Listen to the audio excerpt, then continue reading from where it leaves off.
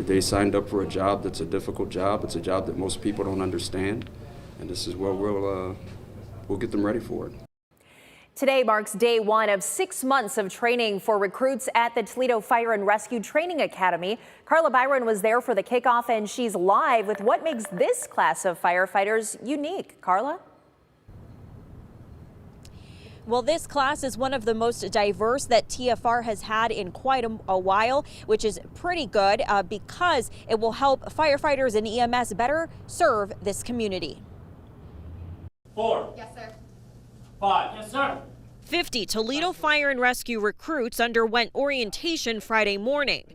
They are beginners now, but under the training of experienced crews.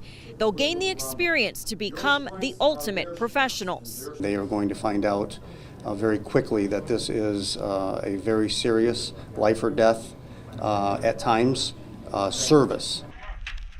They'll be in the Fire Academy for 6 months, which includes 13 weeks of fire training and 12 weeks of emergency medical training, where they will deal with the worst of the worst. We will deal with people who are in life and death situations, and it will be their responsibility to mitigate that emergency and to give them a second chance at life. And there is no greater responsibility than that. These recruits make up the most diverse class the fire department has had in some time.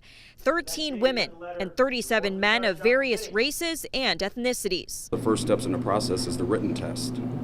The results of that written test was, I think, the most diverse written list we had ever had. So the fact that we have one of the most diverse classes ever shouldn't be a surprise. Attention to detail. Up. The recruits will experience discomfort now, but by the end, they'll be one strong, cohesive team. No matter what you look like, no matter what your background is, your color's the uniform. And the chief's goal, of course, is for 100% of this new recruiting class to pass. Reporting live in downtown Toledo, Carla Byron, WTOL 11.